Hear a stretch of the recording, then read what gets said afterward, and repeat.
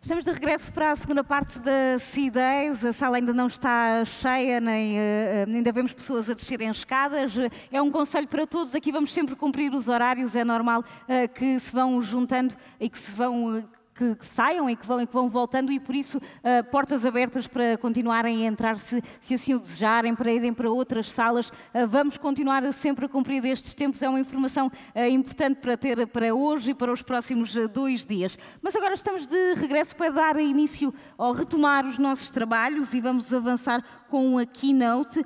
Vamos ter connosco agora aqui em palco o General Viegas Nunes para nos falar sobre a guerra do futuro.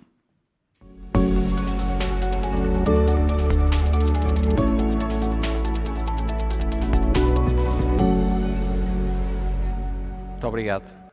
Eu gostava de começar por dar boa tarde a todos e agradecer o gentil convite que me foi endereçado para participar em mais esta edição do C-Days. É com muito gosto que aqui estou. E o tema que me traz aqui hoje é um tema muito desafiador, muito atual, eu diria, que é de facto condicionado pela moderna conflitualidade e por aquilo que nós hoje assistimos. Eu julgo que... Os slides... muito bem. Aquilo que eu gostava de refletir aqui hoje convosco é, essencialmente, uma leitura daquilo que nós hoje enfrentamos e que a atualidade nos confronta diariamente, que é uma transformação muito grande, não só do sistema de segurança internacional, mas essencialmente do papel da tecnologia dentro desta dinâmica evolutiva que passa sempre por a sobreposição da tecnologia sobre as manobras e sobre a forma como se conduzem os modernos conflitos. A Ucrânia é claramente um palco de transformação tecnológica. Curiosamente, é um palco em que a inovação e a demonstração se encontram muito próximas, em que o ciclo de desenvolvimento que tradicionalmente está associado à inovação, mais longo, é encurtado pela necessidade de implementar à medida que se constroem novas soluções. Portanto, é uma dinâmica única, eu diria, não pelas boas razões, mas efetivamente por aquilo que nos traz esta nova realidade. E ela é plena de novos sistemas, é de facto surpreendente a forma como a dinâmica dos conflitos se trava, não só sob o ponto de vista dos novos dispositivos que surgem no campo de batalha, mas também em novos métodos de controlar e de integrar em rede esses dispositivos. Desde enxames de drones até sistemas de armas autónomos, tudo isto está a aparecer a uma velocidade efetivamente estruturante que não se restringe só à natureza do conflito, também à própria doutrina operacional dos meios. E, sob o ponto de vista daquilo que é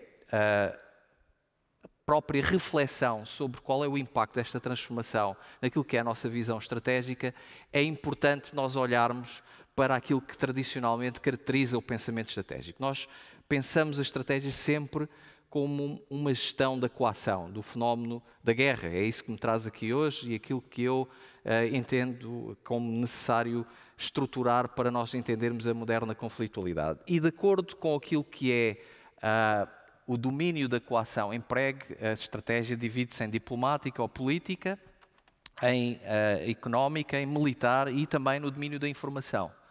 A grande particularidade que nós temos que assumir é que o domínio da informação é transversal. E isto não só é uma mudança estruturante daquilo que é a nossa conceptualização estratégica, como fragmenta as vários domínios ou áreas de coação. Porquê? Porque a partir do domínio da informação nós conseguimos integrar simultaneamente efeitos nestes vários domínios ou áreas de emprego da mesma coação. Portanto, nós, se estamos de facto perante uma fragmentação e uma descontinuidade estratégica, o facto de nós termos como evento ou fenómeno emergente o aparecimento da inteligência artificial só vem acentuar esta fratura e esta dinâmica disruptiva. Portanto, sob o ponto de vista estratégico, aquilo que nós hoje vivemos é de facto um ambiente de conflitualidade extremamente disruptivo, fragmentador e de grande descontinuidade estratégica. Na prática, nós também temos que, naturalmente, aportar e dinamizar aquilo que é a visão dos conflitos sob o ponto de vista da postura que assumimos quando os pensamos, nomeadamente sob uma perspectiva transformadora. Assim, quando nós entendemos o ambiente e a conflitualidade, nós procuramos sempre explorar possibilidades, portanto, uma lógica divergente. Mas quando temos que agir, essa lógica transforma-se numa lógica convergente.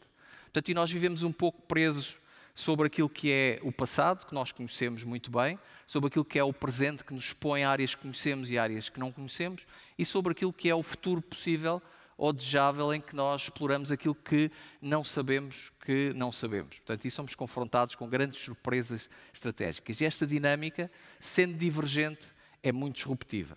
E pode ser benévola sob o ponto de vista da gestão da moderna conflitualidade, como pode ser efetivamente acentuadora daquele que é o fenómeno da disrupção e da descontinuidade que mencionei ainda há pouco.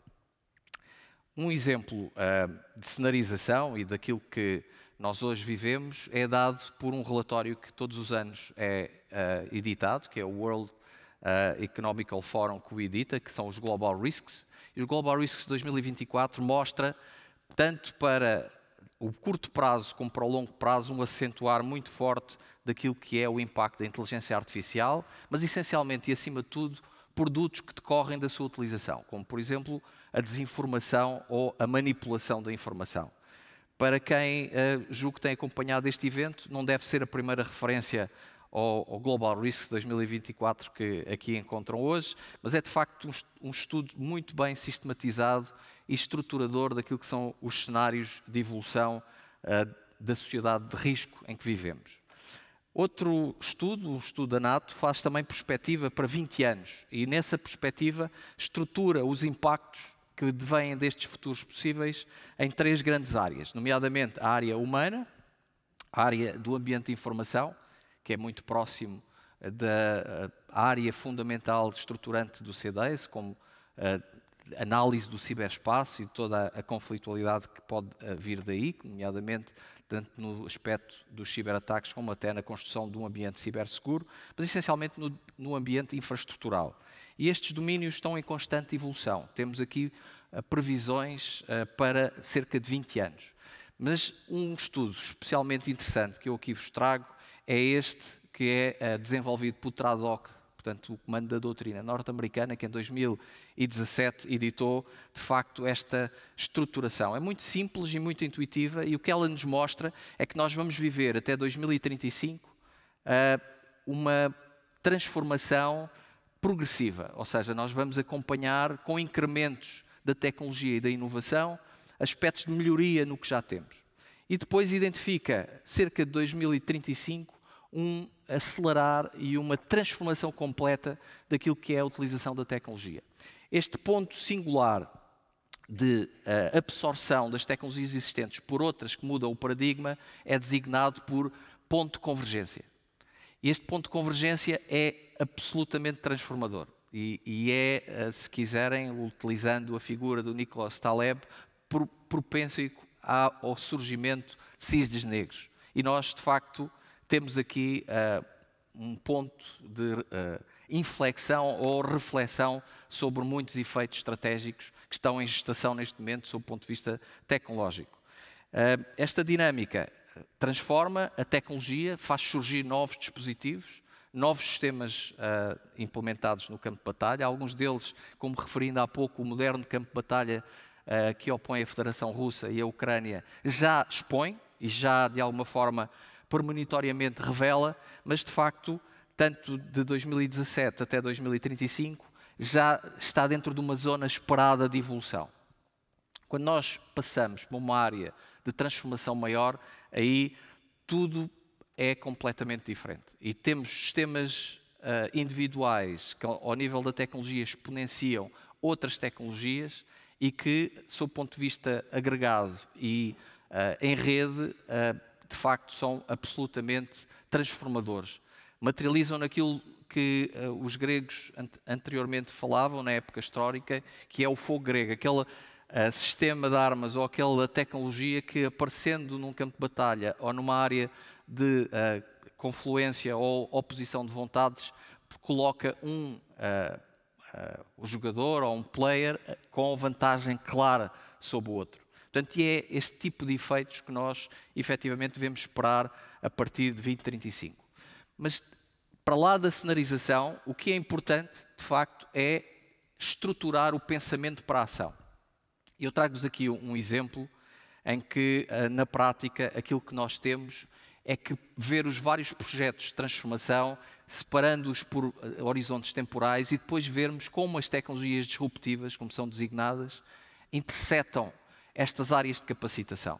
E se nós o fizermos, nós temos um mapa sob o ponto de vista daquilo que é o impacto desta transformação tecnológica no levantamento de capacidades. É uma análise que, em funções anteriores que tive a oportunidade de desempenhar, foi implementado e mostra-me como os nossos projetos que nós investimos hoje vão durar ou vão permitir ser relevante a sua implementação no futuro, sob uma perspectiva agregada.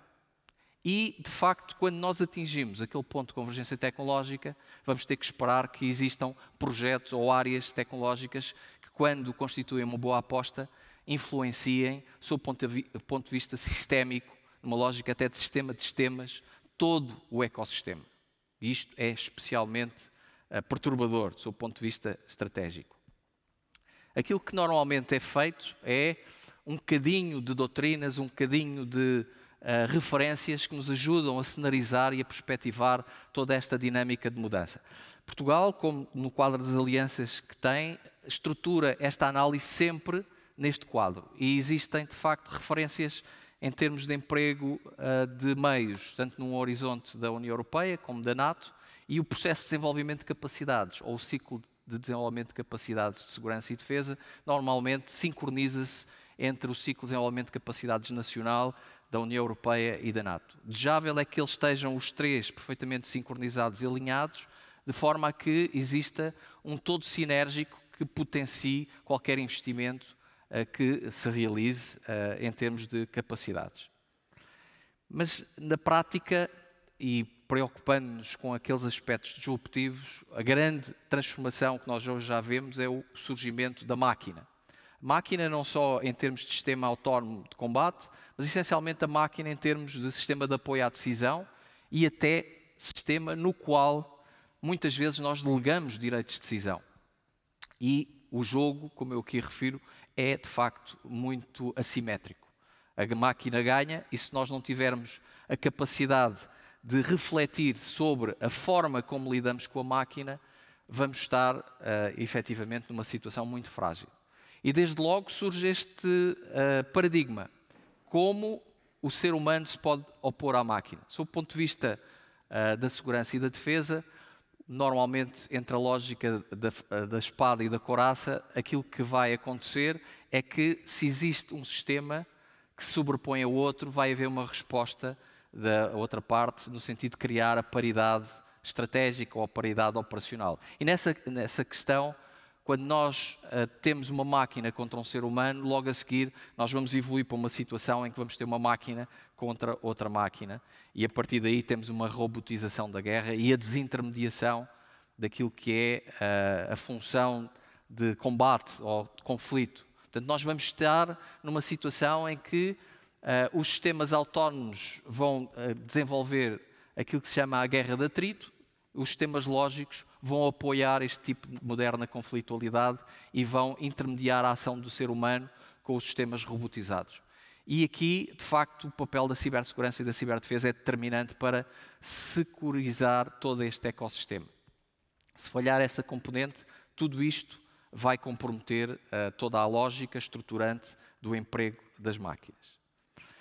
Na prática, nós estamos a abrir caminho com a influência dos processos de decisão autónoma para uma evolução daquilo que nós considerávamos a ciberdefesa, onde nós nos habituámos a ver ciberataques, para a guerra de informação, em que aí já são contextos de informação que são traduzidos e que são manipulados, para a guerra da cognição, em que são narrativas que impõem novas realidades e ficcionam até em muitas situações essas realidades e até, de facto, a implementação da inteligência artificial que vai, sob o ponto de vista da mobilização, dar à guerra híbrida multidimensional outra dimensão que nós nunca conseguimos obter congregando todas estas áreas num todo coerente de decisão. Isto é efetivamente transformador e muito relevante. O que é que podemos fazer e como é que este caminho se vai estruturar no futuro? Vamos ter que construir a rede, sendo que a rede é o centro de toda a interação, de toda a integração dos sistemas, e a partir daqui navegar na rede é utilizar todo o sistema de sistemas que vai estar à nossa disposição, sendo que popular a rede vai ser também popular a rede com conhecimento. Isto leva a que centros que detêm informação e que manipulam essa informação num sentido de gerar conhecimento vão ser centros de gravidade. Portanto, nós não vamos ter só centros de gravidade físico, vamos ter também centros de gravidade de informação e de conhecimento. E temos que expandir, de facto, o nosso raciocínio para este domínio, porque a proteção da rede deixa de ser só infraestrutural e física para ser também uma dimensão virtual, não só sintática, mas também conectiva e cognitiva. Portanto, é este o paradigma que nós vamos ter que enfrentar. Na lógica da evolução, da automação da decisão, há um ponto que nós podemos considerar o cabo bujador deste processo, que é o ponto em que nós alocamos direitos de decisão à máquina. A distribuição de direitos de decisão à máquina é o ponto de maior responsabilidade do ser humano. Portanto, a automatização da decisão e da ação subsequente deriva da capacidade que nós tivermos de manter o controle neste processo. A partir do momento em que delegamos direitos de decisão, perdemos o controle deste processo. É aqui que está, efetivamente, o risco que vamos ter que enfrentar. Em termos sintéticos, porque também já estou a aproximar-me do fim da minha intervenção, nós temos que perceber que vivemos num ambiente de informação que tem uma dimensão física, mas também tem uma dimensão de informação e cognitiva. Portanto, estamos a trabalhar com a pirâmide cognitiva plena. A partir daí, a informação e o conhecimento interliga todos os domínios e integra-os num todo, umas vezes mais coerente, outras vezes menos coerente. Dependerá sempre da capacidade que tivermos de influenciar, de manipular e de condicionar o ambiente de informação. E a inteligência artificial, utilizada dentro deste paradigma, vai de facto quebrar barreiras, vai permitir a visão do todo em cada momento, em cada ato, em cada decisão. Não é o Big Brother is Watching You, de George Orwell, não é? Em que tínhamos uma inteligência que condicionava tudo, mas potencialmente, se não tivermos de facto a cautela e a precaução de controlar a alocação de direitos de decisão, podemos estar a favorecer uma situação deste género. Daí que a adoção da inteligência artificial tenha que ser feita de uma forma muito judiciosa e regulada. É de facto este o grande desafio que se coloca neste momento. Tudo isto vai possibilitar e vai acentuar aquilo que se chama a fragmentação e a descontinuidade estratégica que mencionei há pouco, sendo que a era digital naturalmente vai contribuir colocando tudo em relação com tudo, portanto a internet, todas as coisas, completamente dependente da transformação e do desenvolvimento tecnológico. A capacidade de controlar o processo de inovação e da aplicação dos seus produtos em ação e em elementos mobilizáveis vai decidir efetivamente quem vai ter vantagem sobre outra parte em conflitos de grande dinâmica operacional. A mega tendência com impacto que nós hoje já percepcionamos em termos de transformação daquilo que é a área da segurança e da defesa mapeia-se de facto nestes dois grandes horizontes. O horizonte em que nós vamos assistir a mudanças incrementais, até cerca de 2035, e depois aquele horizonte onde nós atingimos a convergência tecnológica, que pode também ser uma convergência de mídia e uma convergência de redes, e vamos começar a ter efeitos que vão ser disruptivos e vão ser, de facto, difíceis de prever, a menos que, de facto, exista uma capacidade de os integrar num todo coerente e controlar esta dinâmica evolutiva.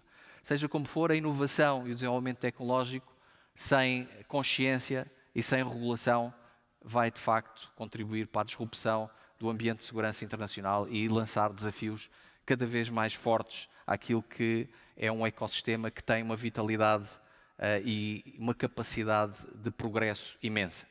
E a última mensagem que eu aqui vos gostaria de dizer é que não há desenvolvimento sem segurança e, para tal, nós temos que, ao mesmo tempo que perspectivamos um ciberespaço vital e uma sociedade aberta, temos que acautelar a sua segurança e também a sua defesa. Muito obrigado a todos.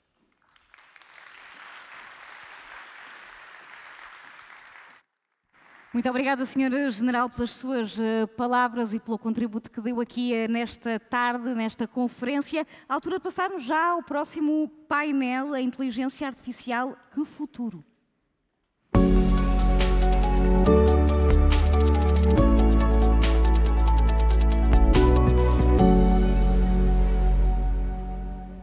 A mim, aqui no palco, o Carlos Antunes, consultor do Centro Nacional de Cibersegurança, a professora Isabel Praça, coordenadora no Instituto Superior de Engenharia da Universidade do Porto, e Nuno Sousa e Silva, advogado e professor auxiliar da Faculdade de Direito da Universidade Católica Portuguesa. Muito bem-vindos. E obrigada por estarem aqui connosco. Vão-se juntando e vão-se sentando enquanto aqui vou começando por introduzir aquilo que vamos falar neste painel. Vamos explorar o papel crucial. Façam o favor de sentar, sejam à vontade. Crucial da regulamentação na mitigação dos riscos associados à inteligência artificial e a forma como o regulamento da inteligência artificial se propõe a preveni-los. Vamos também examinar as perspectivas da governança e as expectativas em relação à sua eficácia. Vamos ainda tentar perceber qual é que é o ponto, em que ponto é que está a visão sobre o risco e de que forma é que podemos estar aqui a limitar o desenvolvimento e os benefícios associados à inteligência artificial. Já cá estão os meus três convidados sentados. Muito obrigada por estarem aqui connosco. Vamos então dar início à nossa conversa. Vou começar pelo Nuno Sousa e Silva, está ali mais longe, mas lançando aqui uma espécie de provocação, gostaria que os três também me respondessem. E começo por si, porque li um artigo seu no Público há relativamente pouco tempo, onde escreveu que a inteligência artificial é o pânico desta década, onde o debate oscila entre um extremo otimista e redentor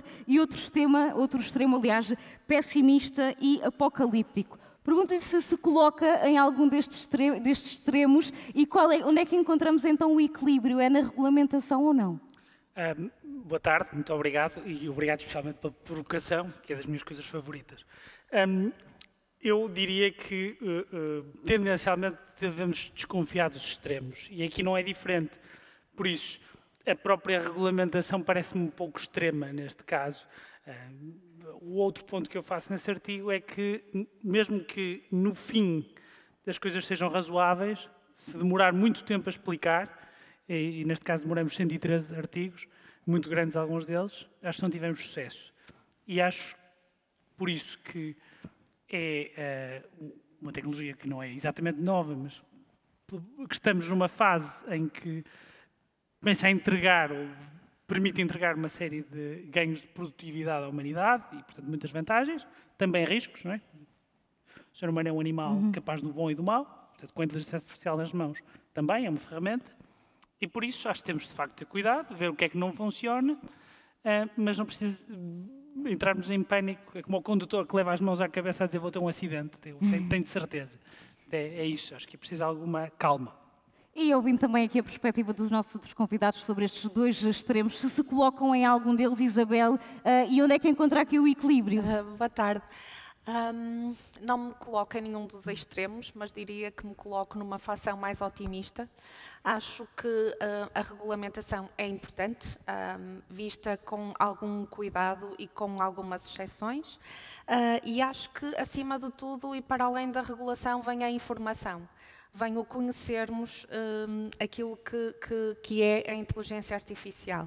Como dizia o Nuno, não é exatamente uma tecnologia recente, é uma tecnologia que nos últimos anos sofreu um boom e que passou a ser usada por um conjunto de pessoas que até então não tinham essa possibilidade ou capacidade, mas não é algo recente. E, como tudo o que nós conhecemos, quanto melhor conhecemos, mais despertos estamos para os riscos e para prevenir esses riscos. Portanto, acho que aqui vamos pela regulamentação, vamos por muita informação e também por muita educação com estas bases importantes.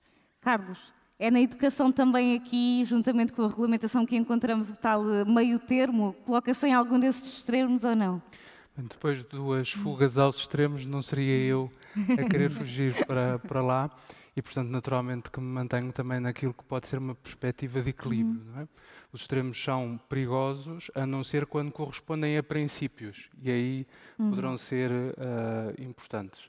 No caso da inteligência artificial, o medo do desconhecido é o habitual modo de reagir, digamos assim, do ser humano, que coloca regras para tentar controlar aquilo que pode ser aleatório. Não é?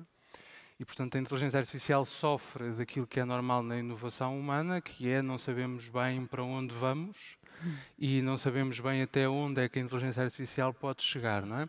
As próprias definições mais recentes de inteligência artificial têm, digamos assim, também contribuído para esse pânico em relação àquilo que ela cria, na forma como repetidas vezes se identifica a inteligência artificial como algo que imita capacidades ou competências humanas, não é? E, portanto, o medo de sermos imitados, diminuídos ou substituídos, não é? Desde logo no mercado de trabalho, faz com que muitos reajam com uma ideia de é preciso controlar. De facto, a educação e a regulação podem ser instrumentos úteis para dissipar alguns mitos em relação à inteligência artificial, mas também para ajudar a contribuir àquilo que para mim é a questão essencial sobre a inteligência artificial, que é que inteligência artificial é que queremos. Não é? Nas primeiras definições da década de 50, 60, é normal encontrar uma referência à inteligência artificial como um instrumento, como uma ferramenta. Hoje já avançamos para outros níveis de definição. Se queremos uma inteligência artificial como uma ferramenta de apoio ao ser humano ou se queremos algo mais. E essa resposta é que pode criar pânicos ou resolver pânicos. E, portanto, isso de facto passa pela educação, pela discussão e por uma boa regulamentação. De facto, como disse o meu colega de painel, não podemos estar 180 considerandos, 103 artigos e 107 mil palavras para falar em inteligência artificial, quando todos já se perderam na página 200 das 461 que tem o documento. A complexidade de toda esta questão também abre aqui muitos desafios. Isabel, regresso a si, porque estamos aqui de facto a falar, já estivemos também ao longo desde que começámos os trabalhos aqui na CIDES a falar da regulamentação da União Europeia para a inteligência artificial. Que garantias é que vê nesta regulamentação para mitigar os riscos, estes riscos todos que também temos estado aqui a falar? Sim. Uma novidade que eu penso que é uma novidade fresquinha, que sabemos que está para breve a publicação, tanto quanto me chegou hoje a informação, será publicada no dia 12 de julho e, portanto, entrará em vigor a partir do dia 1 de agosto. Eu acho que a questão de nós usarmos a regulamentação para nos consciencializarmos dos riscos que estão inerentes à inteligência artificial é um dos aspectos mais importantes. E quando pensamos aqui nos riscos que estão inerentes à tecnologia, nós devemos ter consciência de que eles advêm de um conjunto de artefactos que são usados quando desenvolvemos inteligência artificial. Alguns deles são claros na regulamentação, outros se calhar não tanto, mas vão desde os dados, vão desde os modelos, obviamente, a todos os intervenientes no processo, mas também a toda a infraestrutura que se quer segura por princípio, certo? Portanto, eu penso que de facto é preciso que qualquer análise de risco, é preciso que toda a documentação esteja bem estruturada e bem identificada, qual é o uso que é feito e como é feito esse uso. Há uma série de apontadores que nós podemos usar e que estão acessíveis a toda a gente, que nos ajudam a compreender os riscos, que nos ajudam a perceber melhor como é que funcionam e como é que nós podemos lidar de uma forma informada e sem nos deixarmos, no fundo, enganar tanto quanto é possível. E eu penso que esta exigência em nós termos tudo regulamentado que é importante. Acho que teremos sempre que ter a perspectiva de que a inteligência artificial pode ser muito útil, mas também pode ser uma arma. E não devemos deixar que esta regulamentação nos limite a capacidade de nos defendermos daquilo que pode ser o efeito adverso de, por exemplo, atacantes usarem este tipo de tecnologia. Nuno, viu aí a tirar algumas notas e há pouco também aqui a fazer alguma referência à regulamentação. Gostava de perceber que notas é que tirou para introduzir aqui no nosso debate e também, se falamos aqui desta regulamentação, que lacunas é que encontra, que limites é que encontra? Bom, talvez a última, começando aqui por onde estamos, é que a nota, bom, eu posso dizer, mas eu acho que em grande parte este regulamento corre o risco de ser uma montanha para um rato, por alguns motivos. Primeiro, em termos de regulamentação, ao contrário do que se pode achar, isto não é a regulamentação toda a inteligência artificial. Isto é essencialmente a regulamentação dos sistemas de risco elevado. E o que é que tem os modelos de aplicação geral, mas fracamente regulados, 2 ou 3 outras aplicações, mas o que é que faz um sistema como um sistema de risco elevado? É o fim para o qual o sistema é desenhado ou concebido, tal como declarado pelo produtor. E, portanto, o produtor pode, pura e simplesmente, dizer este sistema é feito para isto e quase escapar. Por outro lado, o cumprimento disto pode ser feito com standards. Está prevista uma marcação CE, como aquela que encontram nos dispositivos médicos ou nos brinquedos, e por isso há muitos juristas que acham que isto é o regulamento geral de proteção de dados desta nova década, mas, na verdade, eu antecipo que grande parte dos produtores de sistemas vão, pura e simplesmente, optar por seguir padrões, e há grande desenvolvimento de normas de standards, aderir a isto, e que isso, aliás, é o melhor cenário. Há outros riscos, podemos também explorar esses, os riscos da chamada estupidez artificial, ou em inglês dizem DAI, ou seja, começarmos a receber na União Europeia, por causa de um excesso regulatório, produtos muito piores do que aqueles que são vendidos nos Estados Unidos, onde menor regulamentação permite o maior acesso à inovação.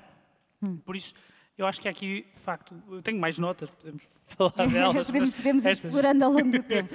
As suas e as dos nossos convidados que não estão a apontar, mas estão a tirá-las mentalmente, acredito que sim. Carlos, de facto, a montanha pariu um rato, como usava ali a expressão, nesta história da regulamentação. Esta regulamentação promete mais do que aquilo que vai conseguir. Eu diria que a montanha está grávida ainda. Se vai parir, Sim. se vai parir o rato, logo se vê, não é? Porque, de facto, aquilo que é o modelo de regulação que consta do Regulamento de Inteligência Artificial é essencialmente centrado nos casos de uso, não é?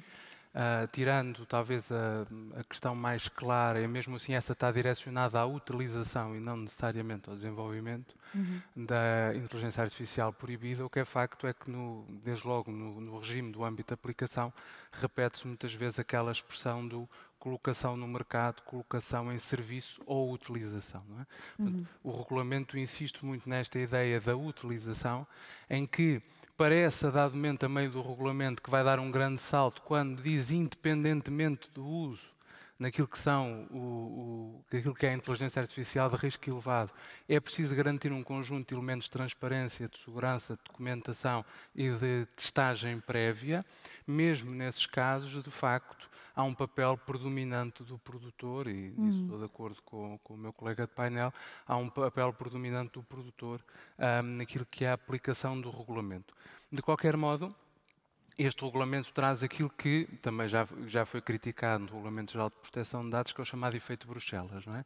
Ou seja, independentemente do sítio onde esteja a entidade produtora, se aplica no espaço europeu ou se dá uma forma colide com o espaço europeu, então está sujeito à regulação europeia e, portanto, poderá trazer, como também já foi sinalizado hoje aqui tarde, alguma limitação no investimento em inteligência artificial no espaço europeu. Mas, de facto, ainda vamos ver se a montanha pariu o rato ou se o rato chegará a nascer depois da regulamentação ser aplicada, até porque depois de 1 de agosto, se formos ver os prazos de aplicação do regulamento, eles são muito rápidos, não é?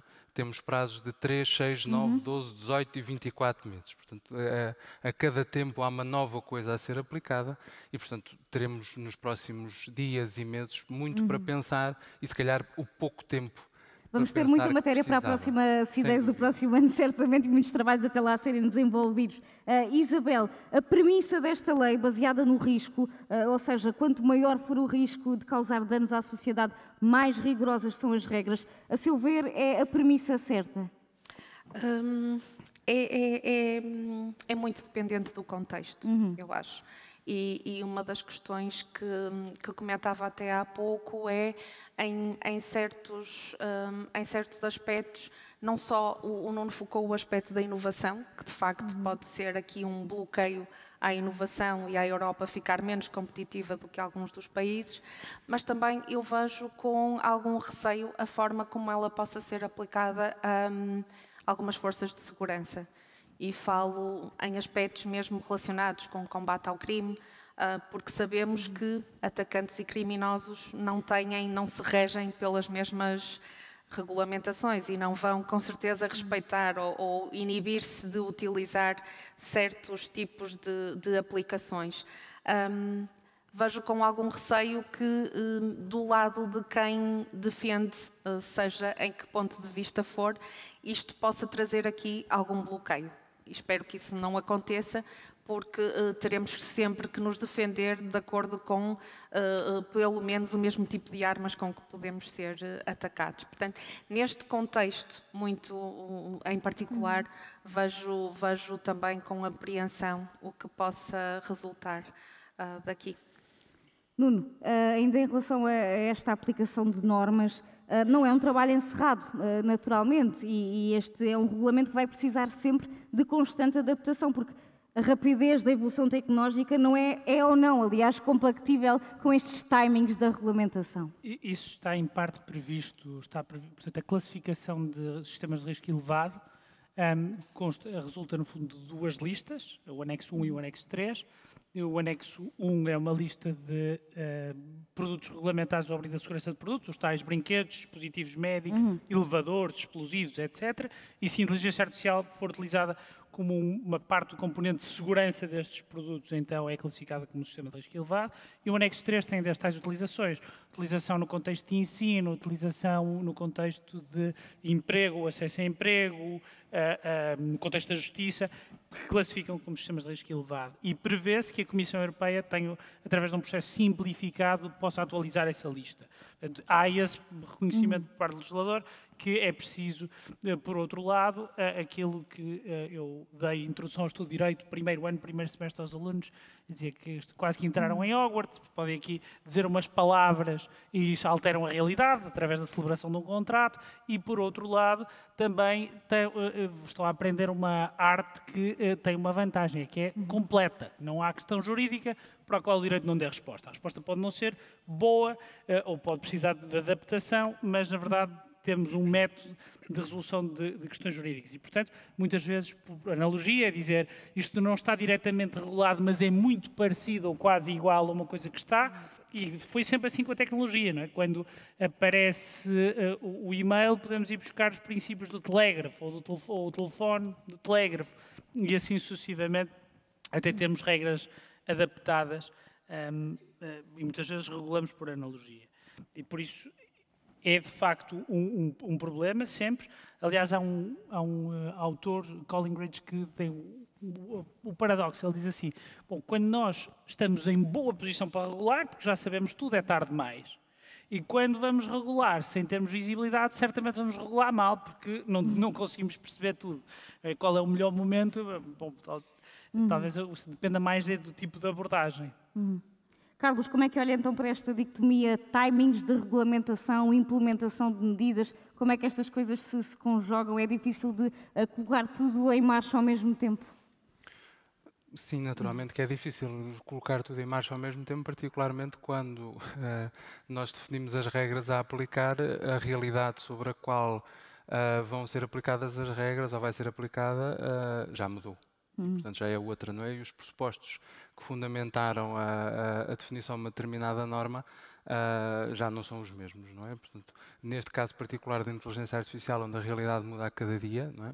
E onde não é bem claro até aquilo que cada polo de investimento está a fazer, não é? Nós temos de ter noção que a União Europeia investe menos de metade do que investem em outros polos, como os Estados Unidos, em inteligência artificial no mesmo... Isso deixa-nos numa posição muito desfavorecida, ou não?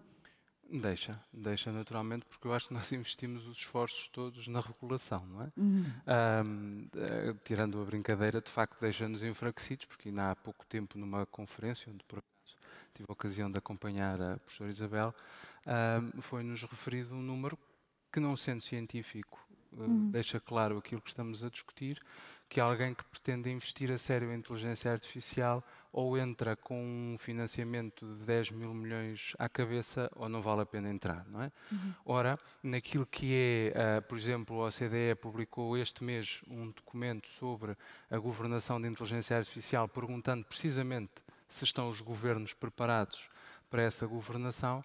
Nós vemos que há e podemos também utilizar o relatório recente do Tribunal de Contas Europeu, nós temos previsão de despesa com a inteligência artificial que vai até 2030, não é? E, portanto, não vamos gastar esses 10 mil milhões à cabeça em 6 anos. E, portanto, de facto, aquilo que pode ser um investimento em inteligência artificial e aquilo que é o apoio à inteligência artificial pode não ser suficiente para tornar o polo europeu um polo atrativo, não é? Ficamos-nos pelas regras aplicáveis, pela documentação, pela transferência, que não são bens menores, é preciso. O direito não se pode distrair, não é? O direito é uma ciência velha.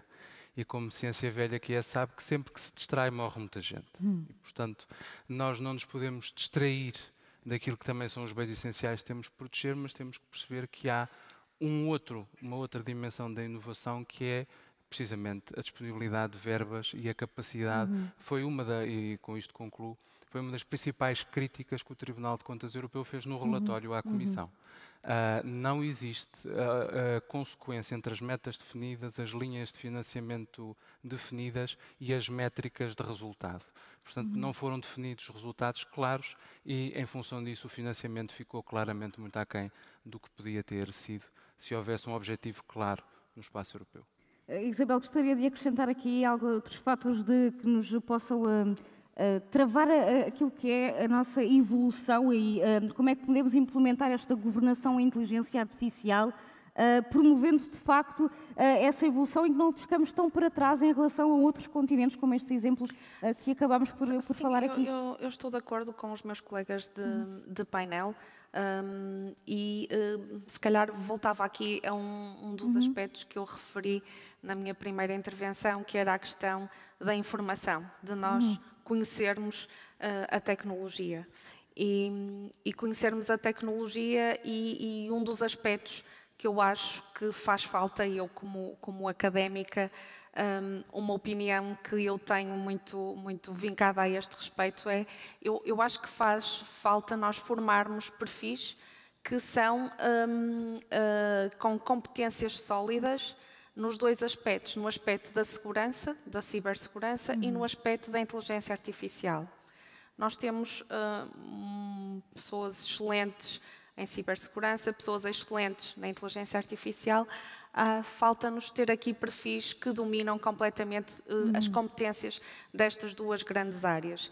E com este tipo de bases, acho que nós conseguiremos lidar com a tecnologia de uma forma mais segura e não deixar que todo este pânico possa, de alguma forma, limitar a capacidade de evolução e de benefício da tecnologia, que tem os seus benefícios e que um dos aspectos e que faz com que os sistemas sejam considerados de risco elevado é também o serem sistemas de inteligência artificial que estão em infraestruturas críticas.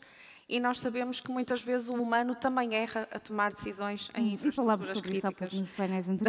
Certo? Portanto, o que é que eu acho que é essencial? Estabelecer aqui uma relação de confiança. A relação de confiança estabelece, tal como entre as pessoas, quando nós conhecemos o outro e quando nós aprendemos a lidar com o outro. E aqui eu acho que faz sentido nós olharmos para propriedades que nós podemos trazer à inteligência artificial, que vão para além daquilo que estamos normalmente habituados a pensar, que é a sua precisão e os erros inerentes, mas também trazermos aqui e investirmos da parte de quem faz ciência e educação em trazer à luz outras propriedades da inteligência artificial, a sua explicabilidade, a sua robustez, a forma de ser transparente e desta forma ser melhor compreendida, o que nos ajudará certamente a perceber até que ponto conseguimos arriscar e em que situações e contextos é possível ir mais além. Nuno, gostava de lhe perguntar se concorda com esta perspectiva apresentada agora e voltando aqui ao início. Não. Não concordo. Então podemos começar já por aí. Porquê? Especificamente sobre o movimento de XAI, de Explainable AI, de explicação. Eu acho que as melhores coisas na vida não têm explicação, verdadeiramente. E acho que, pelos vistos, confirmado pelos médicos, o analgésico que nós tomamos mais, o paracetamol, que é dado às grávidas e tudo, não é compreendido do ponto de vista do seu mecanismo de ação. Sabemos estatisticamente que ele é seguro, funciona, toda a gente o toma. Agora, claro que nós podemos distinguir dentro de explicação ou de... Depende do tipo de explicação e da forma como é associada às outras propriedades. E o regulamento faz batota, porque no artigo 86. Na verdade, eu acho que nós podemos distinguir 3 coisas. Não é? É distinguir transparência na concepção dos modelos, perceber que dados é que foram utilizados, no limite quais é que são as features, quais é que são as características que são tidas em conta para tomar uma decisão ou dar uma classificação, etc. Coisa perfeitamente possível, independentemente da técnica de programação ou da algoritmia utilizada. Outra coisa é eu perceber como é que o sistema toma uma decisão individual em relação a alguma pessoa, coisa que pode ser, como é que a inferência é feita, coisa que muitas vezes é impossível de perceber. E outra coisa ainda é perceber, no contexto mais amplo da tomada de decisão, de lhe oferecer uma cotação de seguro de vida, muito melhor que a minha, no seu caso é fácil, mas sei lá, uma pessoa muito mais velha com uma cotação muito melhor que a minha, perceber em concreto qual é que é o papel que aquele sistema tem. Tudo isso é mais ou menos tido em conta, mas há muitos juristas, ou seja, posso não estar a não percebi exatamente qual era a sua posição, só concordo com esta ideia de que há um valor necessário, há necessariamente um valor positivo na compreensão dos mecanismos de funcionamento de um sistema. Acho que não há. Acho que se nós temos um sistema que detecta muito melhor cancro, por exemplo, a partir de raios-x ou de outro tipo de imagens do que seres humanos, isso é comprovado estatisticamente, acho que o devemos colocar no mercado e em funcionamento o mais rapidamente possível. Vamos salvar vidas. Ainda que não saibamos exatamente como é que aquilo que não usa Random Forest, mas utiliza um algoritmo que eu não sei qual é, que não consigo perceber como é que funciona, só sei que funciona muito melhor. E isso, para mim, chega. Portanto, acho que se tivermos uma posição de princípio, admito que não seja o seu caso, mas há muitas pessoas com esta posição de princípio, de que temos que perceber como é que isto funciona, vamos deitar fora ou atrasar um conjunto de grandes benefícios. Sendo que também há avanços científicos, ainda a Anthropic há uma semana publicou uma análise semântica, agora grande, para começar a perceber como é que os modelos de linguagem funcionam. A verdade é que os modelos de linguagem, que já nos permitem fazer uma série de coisas, nos dão ganhos de produtividade, ainda ninguém sabe como é que eles funcionam. Começa-se agora a tentar perceber de alguma forma como é que aquilo funciona. Mas o que é facto é que sabemos como funciona, como o Benuron. Eu acho que era melhor que todos pudéssemos tomar Benuron sem termos que estar a perceber exatamente como é que ele funciona do ponto de vista do nosso sistema. Carlos, está mais próximo de que posição daqui destas duas ouvidas agora? Tentando não ser conciliador. Até porque nem o colocámos no meio. Exatamente. Eu acho que não andaram muito longe um do outro. Simplesmente... esta discussão já foi tida a propósito do Regulamento Geral de Proteção de Dados, é uma discussão velha, que é a célebre distinção entre o direito à explicação e o direito à informação.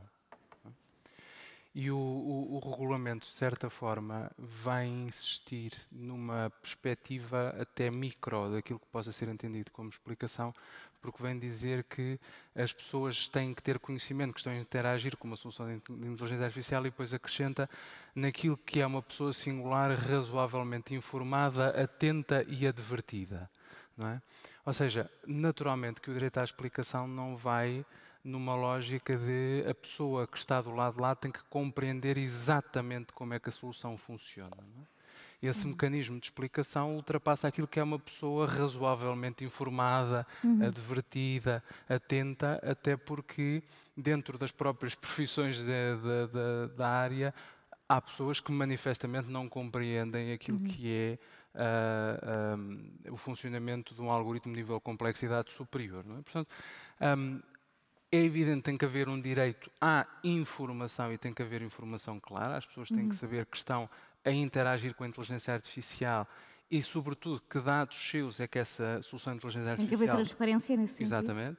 E essa transparência é apenas para que a pessoa perceba que de facto aquilo que está a fazer, aliás no direito europeu isso tem sido discutido, foi discutido a propósito do artigo 22 do Regulamento Geral de Proteção de Dados, que era a criação de um novo direito, que era o chamado direito a interagir com o humano.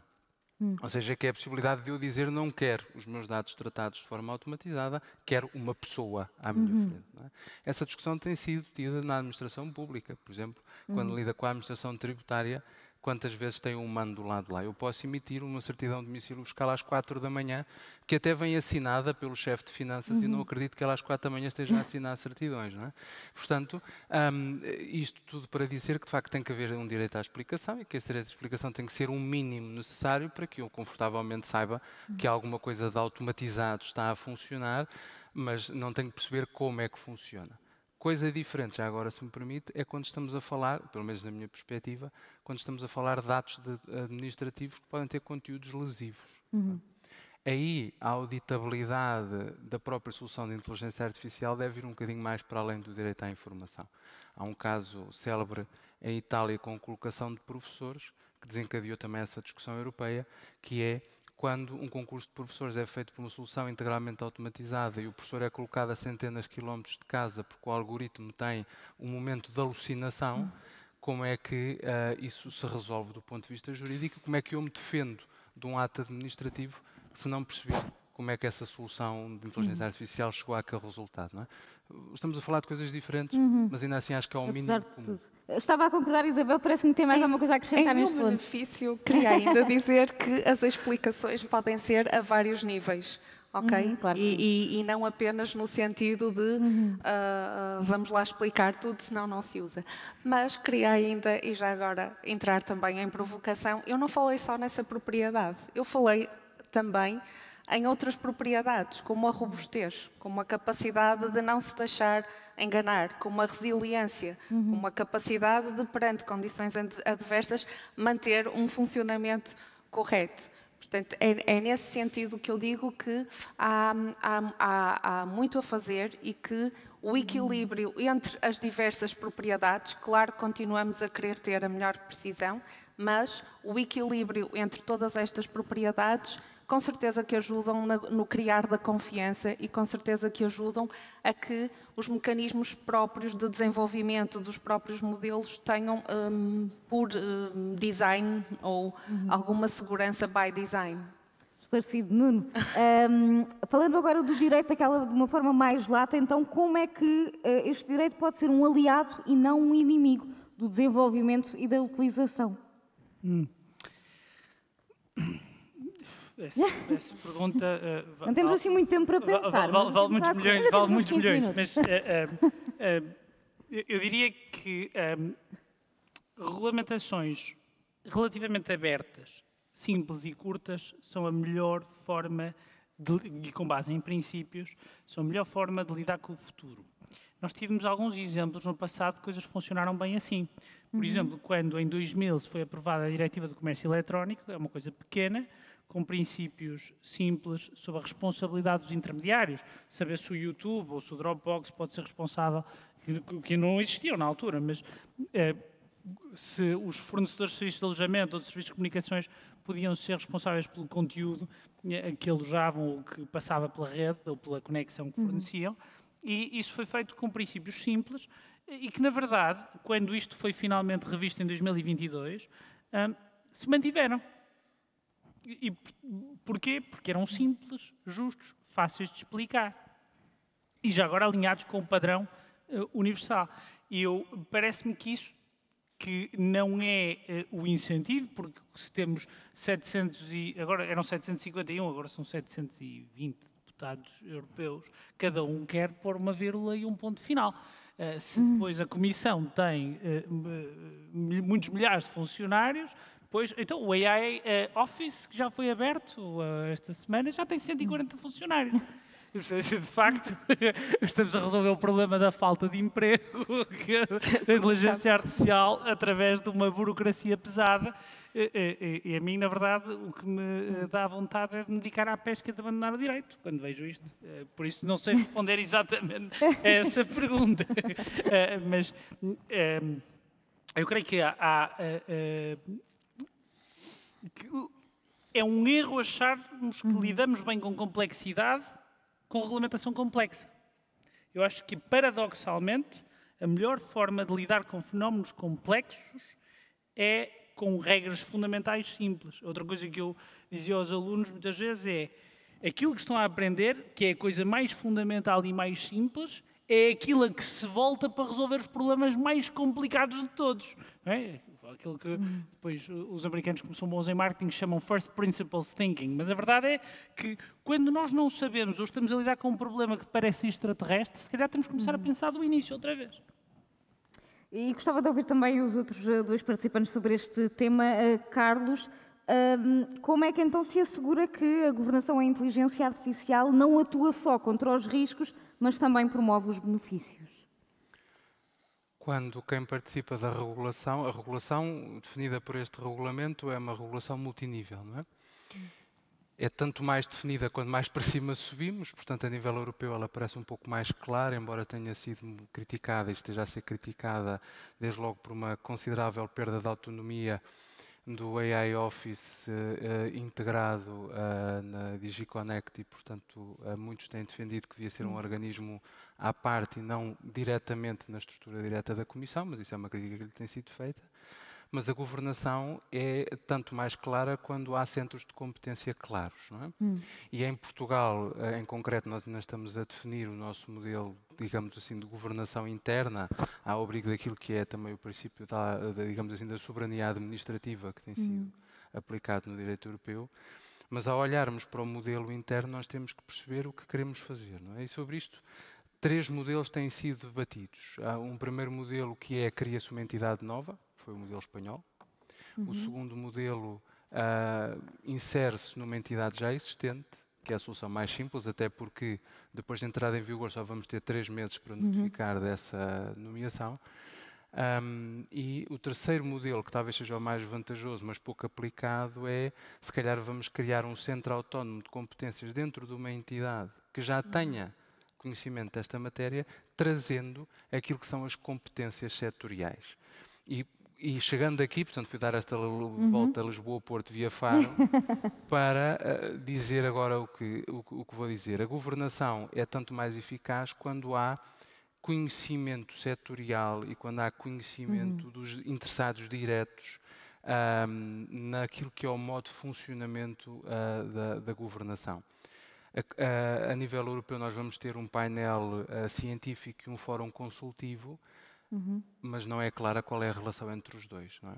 E se a ciência não comunicar com os interessados diretos do setor empresarial, vão estar a dizer coisas distintas. No setor, dentro do país, será igual. Se não houver conhecimento setorial, nós arriscamos a ter uma inteligência artificial que apenas potenciará determinados setores, por exemplo, a área da saúde, mas depois será muito restritiva em relação aos setores que não conhece ou que não tem experiência. Portanto, esse encontro de experiências e trazer para um organismo diferentes conhecimentos da academia... Mas isso é um grande desafio. Eu não sei se é um grande desafio, eu acho que é o desafio, não é? Porque a reação é sempre, é preciso tomar uma decisão, não é? Hoje estamos muito naquela lógica do uma pessoa competente é uma pessoa que toma muitas decisões, não é? Citando, eu acho que acho que foi o Miró que disse, demora muito tempo a aprender a pintar como uma criança. E, portanto, às vezes demora muito tempo para tomar uma boa decisão. A ideia de um profissional muito competente é aquele que toma decisões assim que elas lhe aparecem na secretária, poderá ser um risco muito grave, não é? O desafio é precisamente tomar a boa decisão. E a boa decisão demora tempo. E perceber onde é que estão os centros de competências a nível nacional e a nível internacional. Esse é que é o desafio. De outra forma, teremos uma inteligência artificial restritiva ou restrita também no território nacional. Isabel, ainda sobre esta questão das restrições do direito à evolução da inteligência artificial, qual é que é o seu pensamento? Como é que pode não ser um inimigo e tornar-se um aliado nesta questão da inovação e não apenas do controle dos riscos? Sim, eu gostava de pegar agora aqui numa observação feita pelo Carlos, que é esta questão de aproximar a academia, aproximar a ciência, aproximar a indústria. Eu acho que são pontos de vista e são players fundamentais naquilo que nos permitirá tirar partido da inteligência artificial. Nós vemos muita gente na academia, muita gente na área da ciência destes domínios a trabalhar arduamente naquilo que sejam os mecanismos de tornar os modelos mais seguros, naquilo que sejam os mecanismos de descobrir eventuais riscos de uma forma mais célere, e acho que estas diferentes visões e a sinergia entre estes diversos players seria muito interessante. Na conferência que nós estivemos recentemente, e falou-se muito desta questão, como é que vamos pôr isto em prática, e foi interessante perceber que os diferentes países estavam, a grande maioria dos países europeus representados. Foi muito interessante perceber que as abordagens são completamente diferentes. E diferem, sobretudo, como? Diferem no ponto de vista que o Carlos falou. Em alguns países estão-se a criar entidades novas, noutros estão a ser associados a Ministérios da Economia, noutros estão a ser associados ao Centro Nacional de Cibersegurança De proteção de dados. E de proteção de dados. Portanto, as abordagens estão a ser muito distintas. Curiosamente, eu não ouvi em nenhum desses países ser referido à academia, em nenhum desses países ser referido alguém da área da ciência para também ser chamado a integrar este AI Board, e com certeza que poderá haver sinergia a nível nacional, mas não ouvi que isso fosse falado. Outra questão que também tem sido debatido nestes fóruns relativos à implementação do AI Act é quais são os meios e qual é o valor monetário para que efetivamente isto possa funcionar. E eu aí tenho que dizer que estou totalmente de acordo com o Nuno. Quanto mais simples, melhor, mais eficaz, mais eficiente e sim, e menos resistência cria por parte de quem de facto tem que adotar e tem que respeitar. Temos cerca de 1 minuto e meio para cada um agora, portanto eu gostava de fazer uma espécie de concluir, e pegando também naquilo que é o tema principal desta CIDES, o mais prevenção.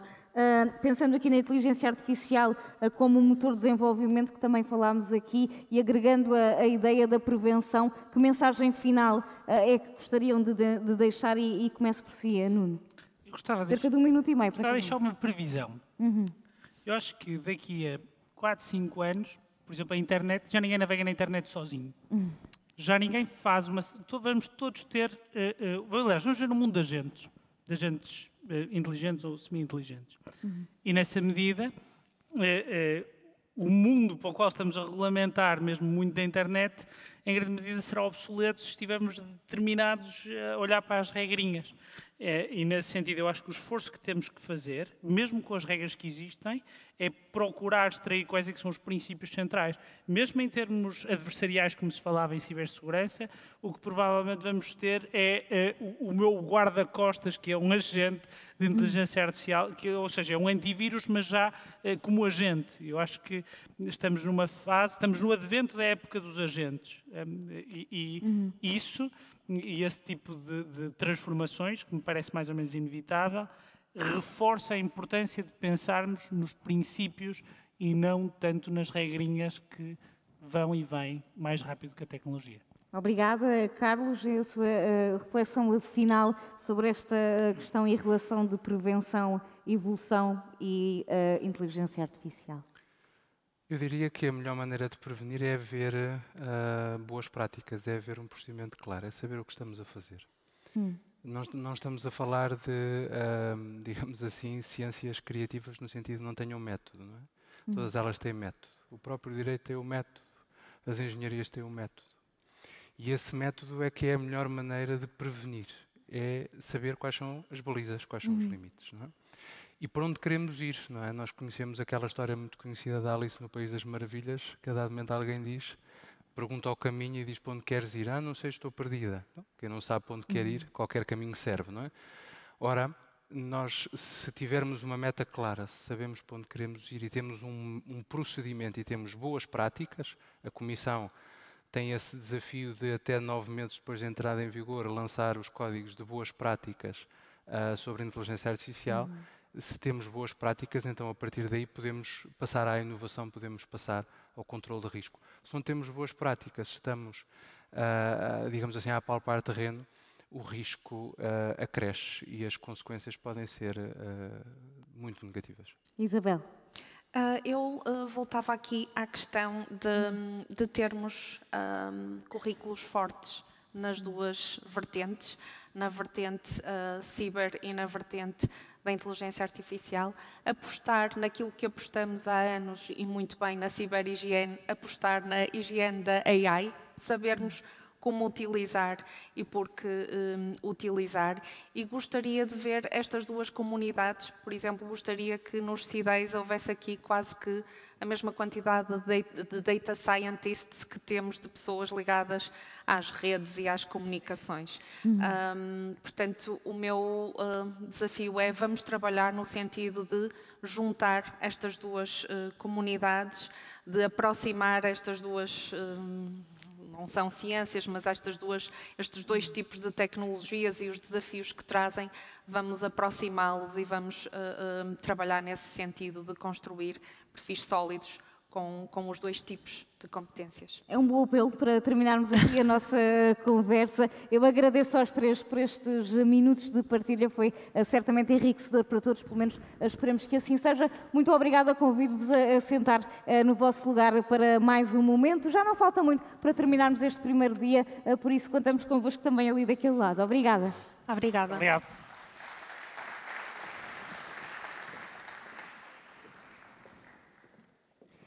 E à altura de passarmos ao próximo momento do dia, é mais uma keynote. Será que precisamos mesmo de mais regulamentação? É o tema que será apresentado pela Inês Antas de Barros, da VDA, e é a nossa próxima oradora que chamo ao palco agora neste momento.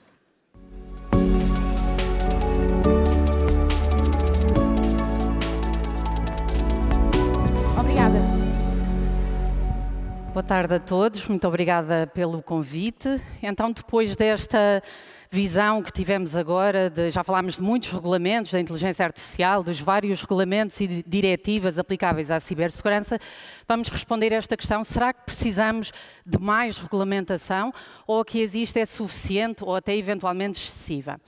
De facto, nós temos falado aqui enfim, em inúmeros riscos que temos associados no ecossistema digital, e nós vamos ver que o conjunto de regulamentos, diretivas que estão já em vigor, que estão a ser aprovados, que estão a ser propostos, visam endereçar precisamente estes diferentes riscos, estes diferentes domínios, no domínio da cibersegurança, no domínio da proteção de dados, da defesa do consumidor, da discriminação do ponto de vista digital, e portanto temos um conjunto de diplomas, como vamos ver, que estão enfim, a ser discutidos, e aqui o legislador, aliás, europeu, tem estado bastante ativo, como vimos já ao longo destas sessões, na regulamentação destas matérias.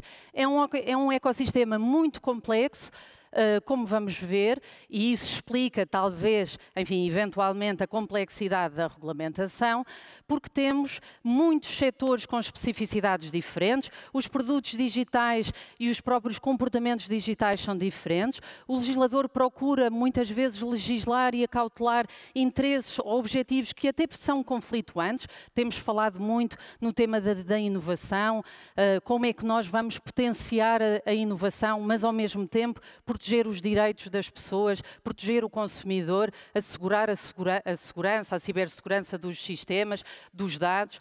E depois temos, enfim, um conjunto de prestadores e de players, também eles muito diferentes.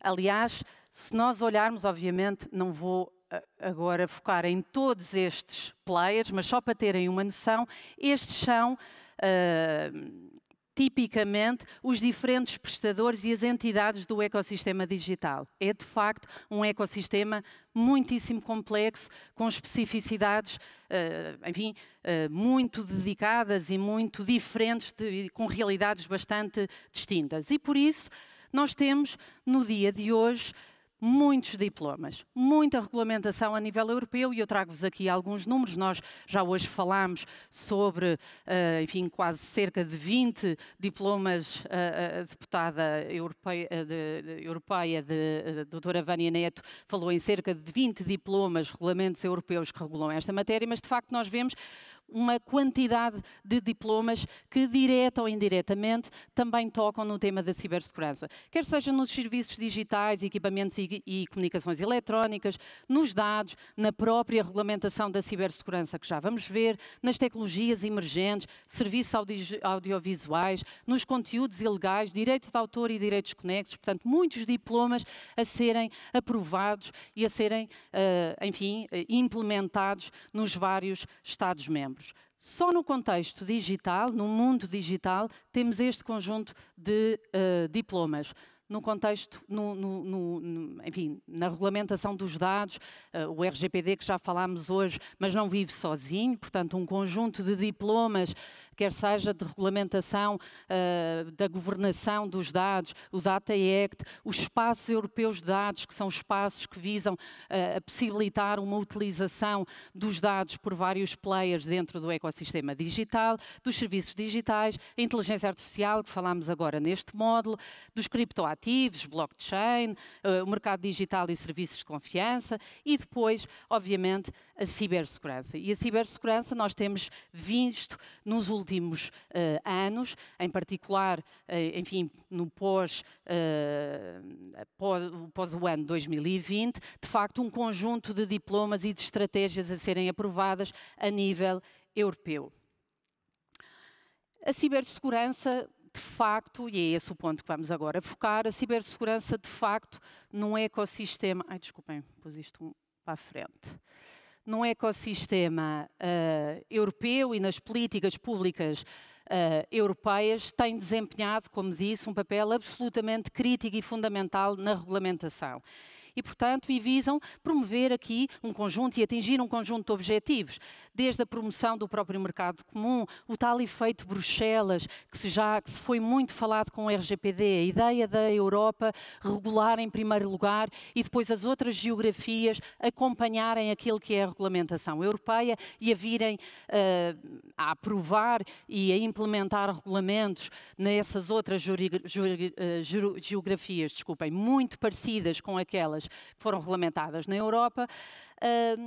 Enfim, todos estes são objetivos que estão subjacentes às políticas de cibersegurança a nível europeu. E é nesse contexto que surge a estratégia da União Europeia para a cibersegurança, que tem como principais objetivos estes três vetores. Portanto, temos um conjunto de iniciativas do ponto de vista de regulamentação, um conjunto de iniciativas do ponto de vista de investimento e depois políticas nacionais, que já hoje, aliás, falámos também nesta sessão.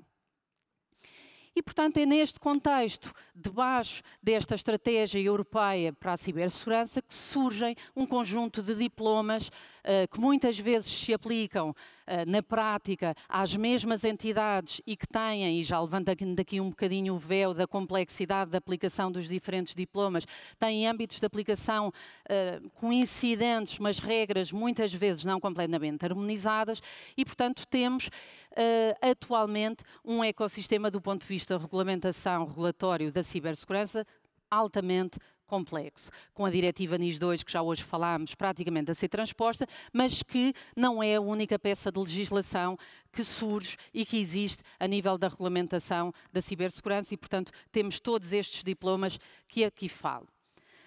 Estes são diplomas específicos de cibersegurança, mas a nível, enfim, da regulamentação europeia, e aqui começa a tal complexidade e talvez a excessiva regulamentação, e respondendo já aqui ao mote desta apresentação, a excessiva regulamentação da matéria, que de facto há temas de segurança de informação e de cibersegurança que estão regulados em todos aqueles diplomas que eu fui apresentando nos slides anteriores. De facto, e desde logo, no RGPD, temos, enfim, um conjunto de normas que se aplicam às entidades que tratam dados pessoais e que impõem a necessidade de adoção de medidas técnicas e organizativas adequadas, enfim, olhando para aquilo que é o estado da arte, que é o estado da técnica, os riscos associados àquele tratamento, aos objetivos que a organização pretende atingir com esse próprio tratamento e, portanto, já temos essa camada, esse nível de regras aplicáveis à segurança da informação. Torna-se ainda mais complexo também com o AI Act, que falámos, aliás, agora neste último painel, porque o AI Act, de facto, também prevê aqui um conjunto de regras aplicáveis à cibersegurança, ou regulamenta, enfim, a cibersegurança no contexto do AI Act, regulamentando os tais sistemas de elevado risco que há pouco também falávamos e que exige, no fundo, que sejam robustos e que adotem medidas específicas de cibersegurança. E, portanto, nós temos, enfim, como disse, uma complexa teia do ponto de vista jurídico aplicável à cibersegurança, principalmente num contexto em que se utilizam sistemas, e, enfim, é cada vez mais recorrente, sistemas de inteligência artificial. Consoante o setor em que estejamos a atuar, ainda podemos ter mais legislação aplicável a esses setores. Se eu tiver, enfim, regulamentação associada aos dispositivos médicos, portanto, na área da saúde, ou até no setor financeiro, temos também requisitos adicionais. E, portanto, nós temos, como disse, aqui uma regulamentação tanto a nível horizontal como a nível vertical destas matérias, o que torna no dia-a-dia para as organizações bastante complexa a tarefa de identificar desde logo aquelas que são as regras aplicáveis e de assegurar o cumprimento de todas estas regras. A tal ideia de simplicidade da legislação que falávamos no painel anterior e que não poderia estar mais de acordo. A nível da regulamentação da cibersegurança, temos depois ainda outro nível de complexidade. Portanto, nós já vimos a complexidade de toda a regulamentação, o próprio ecossistema é complexo, porque nós temos várias entidades, vários stakeholders que são chamados a intervir em diferentes momentos do processo, enfim, de aplicação das próprias normas, tanto a nível nacional como a nível europeu e, portanto, em que temos que acautelar também aquilo que são as diretrizes, as recomendações, os entendimentos de todos estes stakeholders no ecossistema como um todo. E, portanto, tem sido muitas vezes apontado como, enfim, os mais céticos face a esta excessiva regulamentação do ecossistema digital, um conjunto de custos associados a esta excessiva, como disse, eventualmente excessiva regulamentação, e que passa aqui a elencar alguns. Por um lado, os próprios custos associados à implementação das regras, saber quais são as regras, implementar, fazer os investimentos para aplicar essas mesmas regras. Depois, os custos normais da operação, que obviamente também não podem ser desconsiderados. Eventuais custos de aplicação estruturada dos diferentes requisitos. Como vimos, nós temos disposições legais que são aplicáveis transversalmente às várias entidades e depois, consoante o tipo de utilização, por exemplo, de sistema de inteligência artificial ou consoante a atividade específica daquela organização, poderemos ter diferentes normas aplicáveis e que, como disse, não necessariamente alinhadas e coordenadas entre si. Os próprios custos nas autoridades e das autoridades de controle, nas autoridades de supervisão. Vimos o caso agora que falaram no último painel da própria implementação da autoridade de controle em matéria de inteligência artificial e a necessidade, enfim, que isso implica de investimento, quer seja no setup de uma nova autoridade ou no reforço de uma autoridade já existente, e depois os custos associados ao próprio impacto na inovação. E, de facto, esta tem sido uma das grandes críticas ao legislador europeu, que vai populando, como vimos, o ecossistema digital com um conjunto de regulamentação, é que, de facto, quando comparativamente com outras geografias em que nós temos uma regulamentação mais leve, mais simples, os custos da compliance, os custos da própria aplicação da regulamentação, obviamente são mais reduzidos e isso pode ter um impacto na inovação, ainda que, enfim, essa seja uma preocupação do legislador e, portanto, desde logo no AI Act, preveja ali alguns mecanismos para fomentar essa inovação e já vamos ver no final da apresentação esses mecanismos que têm estado a ser discutidos.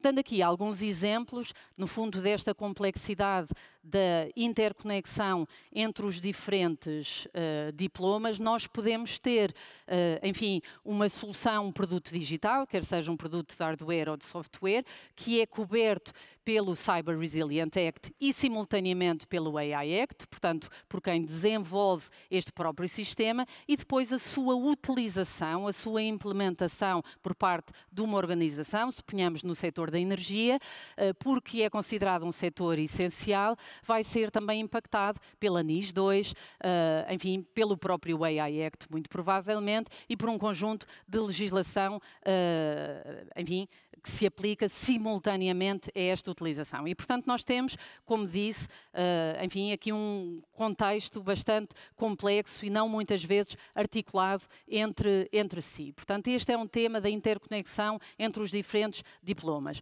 Outro aspecto que tem também sido bastante criticado nesta, enfim, regulamentação por parte do legislador europeu e que falámos também, foi abordado já em várias apresentações, é esta ideia da necessidade dos regulamentos serem future-proof, ou seja, eu ter um regulamento que esteja preparado para aquilo que são os desenvolvimentos tecnológicos e a própria evolução da tecnologia e da utilização por parte das organizações. E se nós olharmos para o calendário de aprovação destes diplomas, vemos que muitas vezes, e dando aqui o exemplo, por exemplo, do RGPD e da NIS 1, neste caso, o RGPD foi colocado em consulta pública em 2009, tornou-se aplicável em 2018. Portanto, como podem ver, enfim, desde quando começou a ser discutido, que ainda foi antes de 2009, portanto, quando anteriormente, passaram muitos anos e, portanto, quando se tornou finalmente aplicável,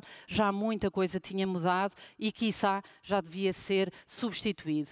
O mesmo relativamente à diretiva NIS 1, em que foi colocada em consulta pública em 2012, tornou-se aplicável em 2018 e pouco tempo depois, inclusivamente, foi aprovada a diretiva NIS 2. E, portanto, o tempo útil dos diplomas europeus é, de facto, depois da sua aplicação, é bastante reduzido. Porquê? Porque o processo legislativo leva tanto tempo que, quando finalmente chega a ser aplicável, já não está preparado para os tais desenvolvimentos tecnológicos.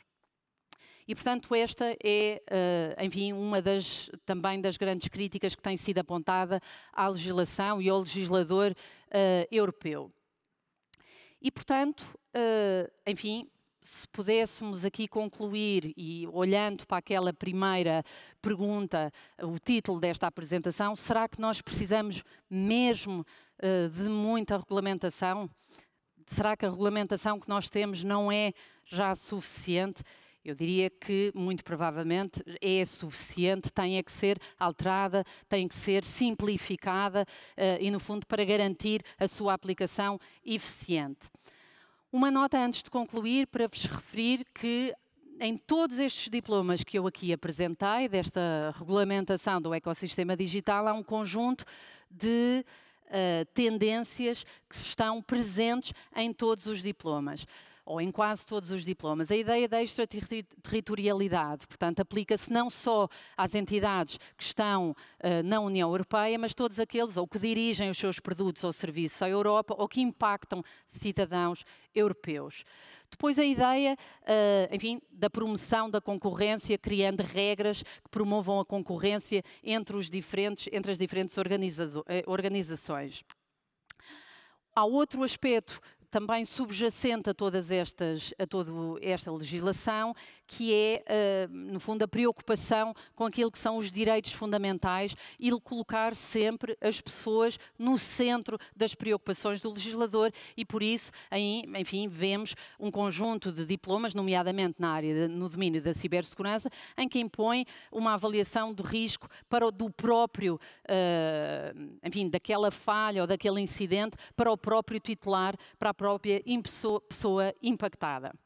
Depois, é também um elemento comum de toda esta legislação a ideia enfim, da centralização e de criar aqui um mecanismo de regras que, no fundo, deixem pouca margem de manobra, digamos assim, ao legislador nacional, e por isso é que nós temos cada vez mais regulamentos que não são subjacentes ou não são suscetíveis de transposição, que são de aplicação direta, deixando, de facto, pouca margem de manobra para o legislador nacional e, portanto, uma centralização a nível europeu, com sanções e coimas cada vez mais elevadas, com um nível de complexidade muitíssimo elevado. Aliás, vimos, enfim, falaram neste último painel do número de artigos do AI Act, o RGPD também tem muitos artigos, a própria NIS 2 é muito mais complexa quando comparativamente com a NIS 1 e os outros diplomas a nível da cibersegurança.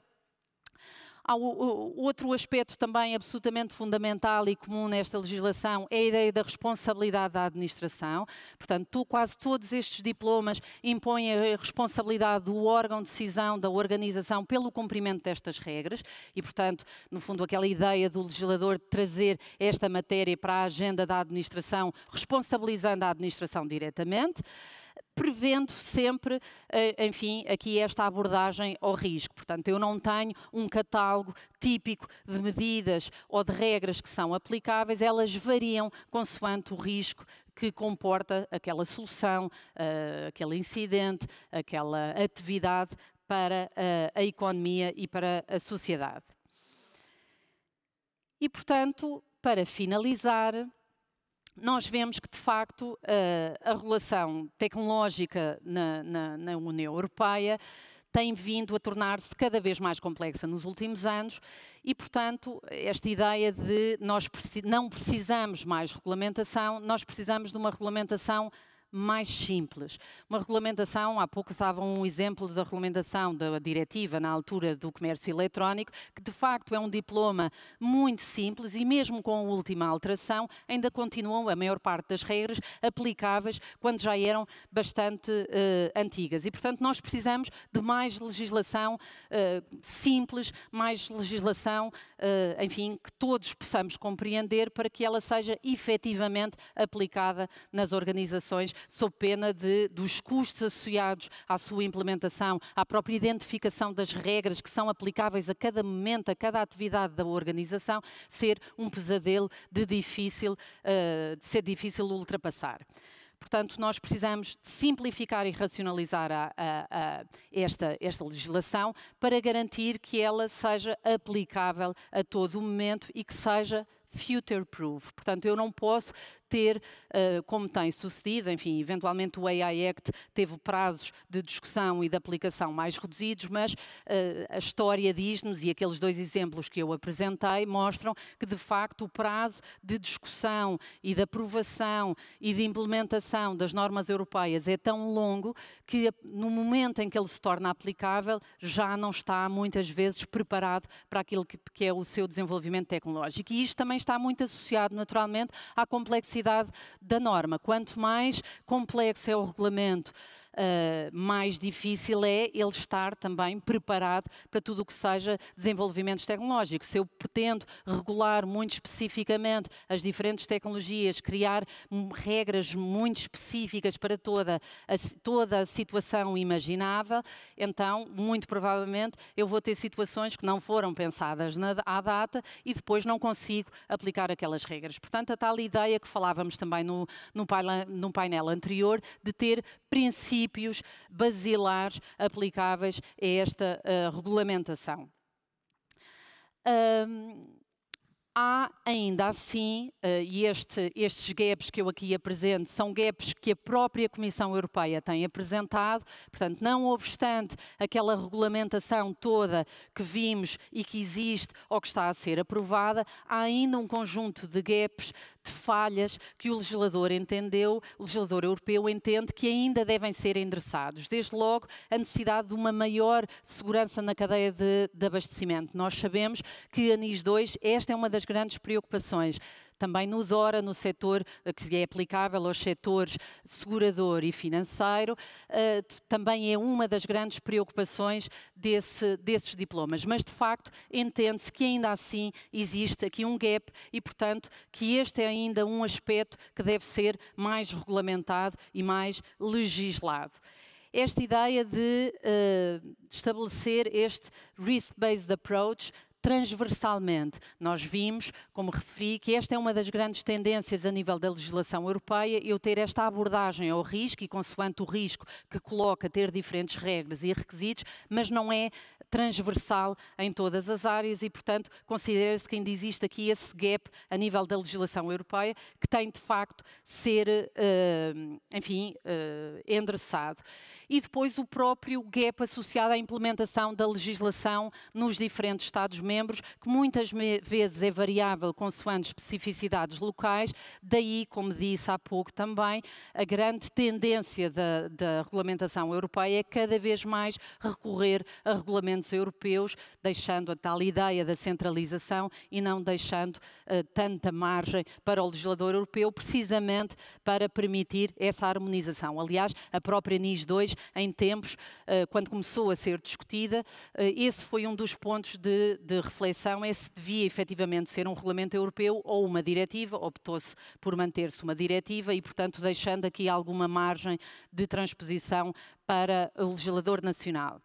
Finalmente, a nível de, concluindo os desafios da regulamentação a nível europeu, é essencial que a legislação, este ímpeto de regulamentação a nível europeu não ponha em causa, obviamente, aquilo que é o desenvolvimento tecnológico e a própria inovação na Europa.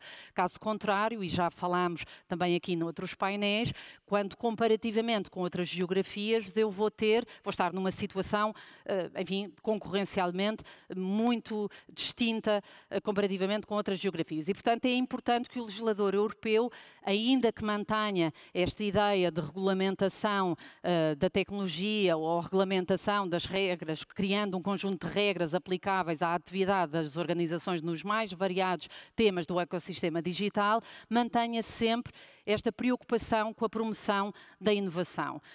Criando, desde logo, sandbox regulatórias, criando outros instrumentos que estão à disposição do legislador europeu, precisamente para promover a inovação e criar um espaço seguro para as organizações continuarem a inovar, a desenvolver produtos e serviços, não tendo, em determinados momentos, verificadas determinadas condições, não tendo que assegurar o cumprimento de todas aquelas burocracias e requisitos que muitas vezes, decorrem dos vários regulamentos europeus. Portanto, e para finalizar, volto a frisar, será que precisamos de mais legislação? Eu diria que não, já temos legislação, pelo menos para os próximos anos, suficiente para dar muitas dores de cabeça às organizações. Precisamos sim de legislação mais simples, mais eficiente e de autoridades de controle, que ajudem as próprias organizações a aplicar, emitindo orientações e guidelines para permitirem esta aplicação mais eficiente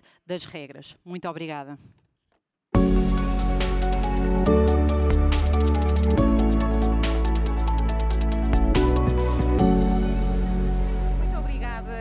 Por mais uma apresentação de excelência que nos mais uma vez ajudou a elucidar aquilo que é a regulamentação, se é suficiente, se não é suficiente, e acho que acabámos de ouvir aqui também uma boa conclusão sobre isso. À altura de convidar aqui a juntar-se ao palco comigo o meu colega Ruben Matos.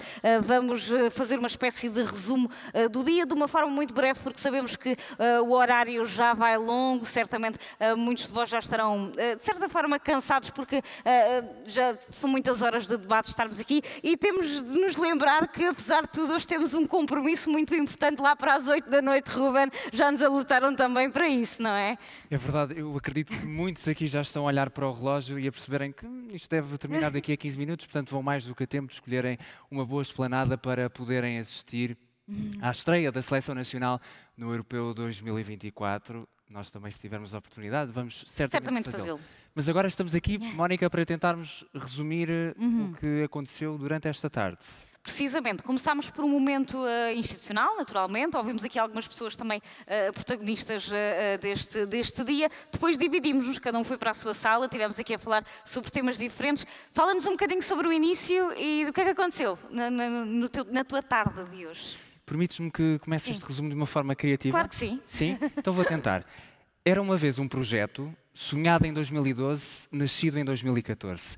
Este poderia ser o início de um qualquer conto popular, mas é apenas o início da história do Centro Nacional de Cibersegurança e destes 10 anos de CIDEIS, como foi resumido pelo engenheiro Lindo Santos, o coordenador do CNCS.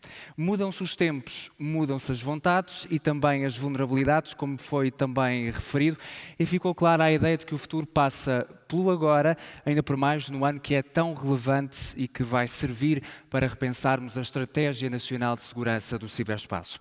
No arranque desta edição da CIDEIS, contámos ainda com as palavras do Primeiro-Ministro, Luís Montenegro, e das palavras do chefe de Governo, sublinhei uma promessa que tenho a certeza que os responsáveis do Centro Nacional de Cibersegurança registaram com expectativa, que é a promessa que está refletida no programa de Governo, que passa por reforçar os recursos dos serviços do Estado que operam neste domínio. Cá estarão certamente esses responsáveis para negociar este reforço. Estamos em Coimbra e fica também a satisfação do autarca da cidade, José Manuel Silva, por ver Coimbra tornar-se numa cidade ainda mais eclética, onde há espaço para muita coisa, para celebrarmos, para assistirmos a Jogos da Seleção Nacional, como é hoje o caso, mas também para refletirmos, e a CIDEIS é disso exemplo. Depois, cada um foi à sua vida, Mónica, e houve aqui mais coisas a acontecerem no grande auditório. Precisamente, e até me deixaste assim um bocadinho sem jeito, não estava à espera desse início tão inspirador, o que vai diminuir também aqui um bocadinho o meu resumo. De qualquer das formas vou ser breve, porque não temos mesmo muito tempo, então vou começar por falar. Tivemos aqui primeiro a eurodeputada Vânia Neto, que nos deixou, ou pelo menos que começou a sua apresentação com uma frase que acho que todos temos consciência de que é um motor para aquilo que vem para a frente. Temos nas mãos mais poder do que nunca e isso abre-nos a inovação ao caminho. A Vânia Neto falou-nos da importância das instituições como a União Europeia para enfrentar estes desafios e as oportunidades da era digital. Qual é que tem sido o papel da legislação que tem sido criada nesse sentido e também da construção de um mercado único, digital e seguro e inovador para pessoas, para empresas e também para instituições. Depois tivemos aqui o primeiro painel de debate do dia. Há outra frase que eu também gostaria de destacar deste painel, tem a ver com o Edmundo Balsemão Pires disse que saber o que uma máquina faz não é a mesma coisa do que saber se essa máquina é capaz de avaliar a ética daquela ação. E neste debate falámos precisamente disso, dos limites éticos, dos limites legais, da utilização da inteligência artificial. E assim partimos também para um momento de pausa. O que é que aconteceu depois aí? Nós começámos a tarde e é interessante porque cada um esteve na sua sala, portanto eu não faço ideia do que é que aqui foi dito e tu não fazes ideia do que é que foi dito na minha sala e por isso isto também serve para quase que nós resumirmos um ao outro o que é que basicamente estivemos a fazer durante a tarde.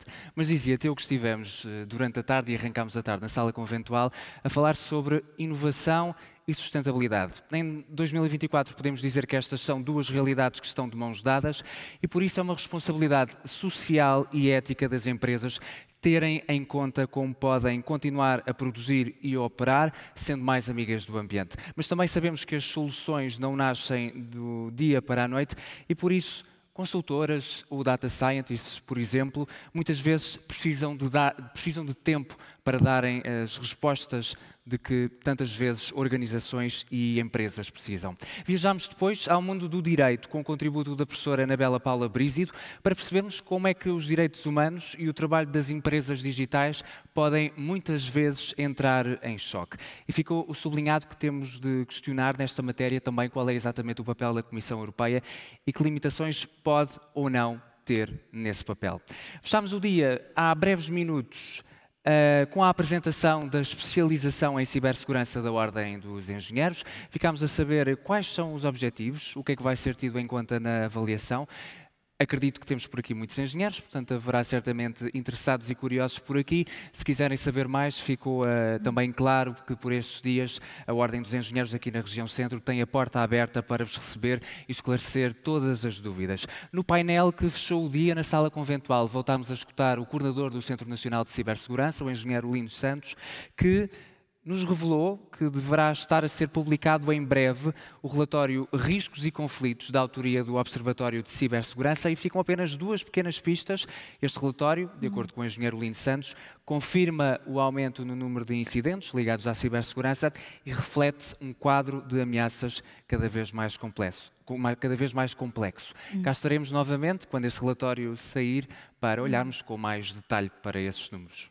De forma muito breve, para dizer apenas que quando regressamos, e até porque aqui os trabalhos da segunda parte estão mais frescos, por isso também não precisam de grande detalhe, tivemos aqui connosco o general Viegas Nunes, que nos veio a falar da guerra do futuro, das mudanças estruturais na guerra com a evolução tecnológica e também do papel das tecnologias na geopolítica nacional. Todas as mudanças operacionais que também estão a ocorrer nesse sentido e nas perspectivas futuras de grande evolução, como é que em cenário de guerra tudo isso pode ser implementado, articulado da forma mais inteligente e que possa ser possível fazer. Depois falámos aqui num segundo painel sobre o futuro da inteligência artificial, falámos da regulamentação mais uma vez. A regulamentação foi um tema muito forte desta tarde aqui no grande auditório. Falámos dos limites da regulamentação à inovação e também do direito, como é que a regulamentação pode não só prevenir ou mitigar os riscos, mas também não ser um entrave à evolução. E terminamos os trabalhos aqui nesta sala, neste grande auditório, aliás, com a intervenção, uma última keynote sobre se precisamos ou não, de facto, de mais regulamentação. Como estava a dizer, a regulamentação foi, de facto, um tema muito forte aqui nesta sala. Falámos dela da forma mais abrangente possível e acabámos por ouvir a Inês Antas de Barros a responder à pergunta de forma muito simples, pelo menos eu vou ser simplista, ela foi muito mais explicativa e abrangente neste tema. Não precisamos efetivamente de mais regulamentação, precisamos sim de regulamentação mais simples, mais direcionada. Está feito o destaque o primeiro dia destas primeiras ideias da CIDEIS. 6h41 da tarde, faltam exatamente 1h19 para a estreia da Seleção Nacional no Europeu 2024. Estamos todos despachados, permitam-me o termo, a tempo de irmos assistir à estreia da Seleção Nacional, mas queremos desde já deixar um apelo, olhar para quinta-feira, porque depois de encerrarmos a CIDEIS, vão receber todos nos vossos e-mails um inquérito de satisfação. E é mesmo muito importante que todos os participantes, todos os que estão aí desse lado, respondam este inquérito, porque o objetivo, claro está, é que a CIDEIS continue a ter a melhor qualidade possível e continue nesta matéria a ser uma conferência de referência. Ainda faltam uns dias, é certo, mas fica desde já feito o alerta. Fico alerta e é assim que encerramos este primeiro dia de conferência, com um agradecimento a todos os parceiros, a todos os oradores e a todos os que assistiram a este primeiro dia de CIDEIS. Vamos contar convosco amanhã a partir das 9h30 da manhã, por isso até amanhã, bom descanso e obrigada. Obrigado.